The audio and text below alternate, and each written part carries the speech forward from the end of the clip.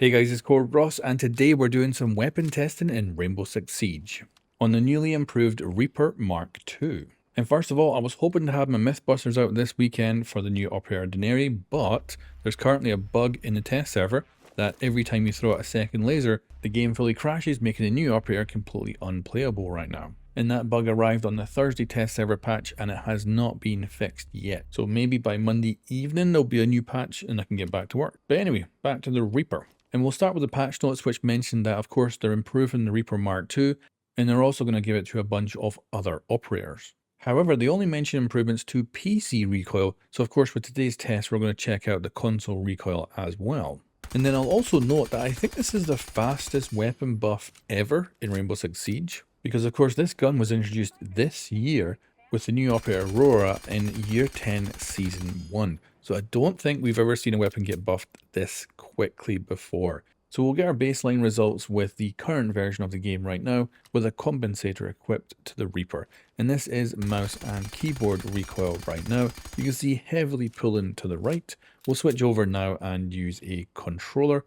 And again, you can see this pulling to the right, but just not quite as severely. And that gives us our baseline results. And then overall, when using this gun on the live servers right now, it is all over the place, but sometimes it feels like it's perfect. Like you really do start getting incredibly accurate, but it has this randomness to it that means that it's very unpredictable. And as a result, it's really not usable after like 5 meters, to be honest with you, in most cases, depending on how good you are at controlling the random recoil of this weapon.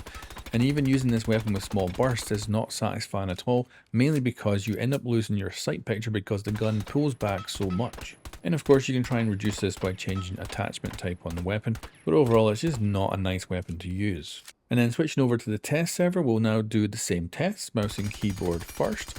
You can see it is pulling to the right, but not nearly as bad as before. But vertical recoil kind of seems quite similar. Now controller, way better, much more of a straight line up, and overall quite a initial difference. And that gives us our new results.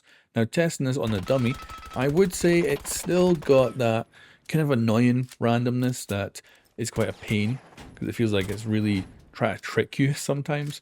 But overall, it does feel better, and especially at the 10-meter range, I feel like I can actually put down some accurate rounds now. And be noted here, I'm playing with controller, that's my main input type.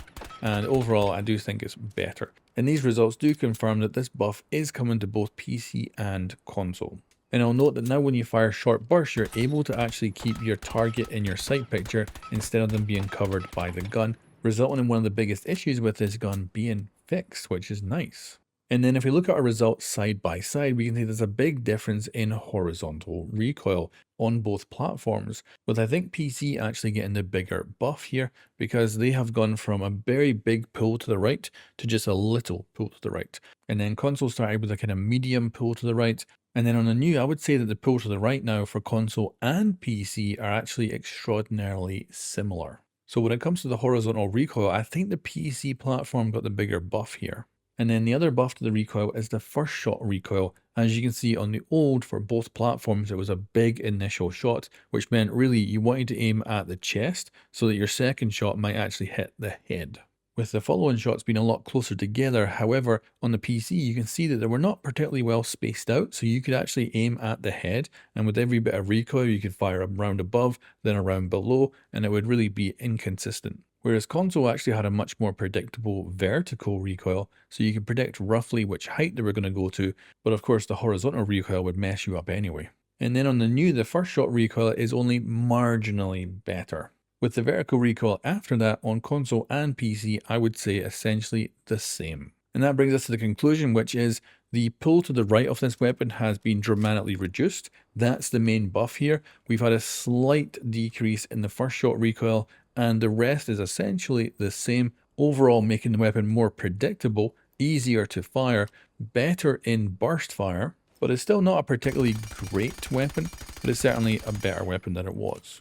And then equally big news to this buff to the weapon is the fact that Oryx, Pulse, Rook, Sledge and Ying are also getting it in their loadout. which is extremely unusual, and I assume this might be the start of a new thing where they start moving weapons around a bit more freely. Of course, we've seen this with the Super Shorty getting handed about all over the place, and I assume we might see this with this kind of weapon, and maybe some other weapons will get shared around in the future. And a lot of the idea here by giving this weapon to those other operators is hopefully people will start using their shotguns a bit more with this secondary little machine pistol as their backup weapon. However, I assume anyone rocking the SMGs or assault rifles will also just equip this because why not? And then of course Rook here is the surprise, because I would never in a million years have thought he would end up getting this weapon. But it's cool that he does, so I'm very happy with that. And of course that's because he's losing his ACOG. Now guys, let me know what you think about this in the comments below, if you're going to change up your attachment choices for this weapon, and of course, will you be equipping it on these new operators that can run it? But anyway guys, thanks for watching, and I'll catch you next time.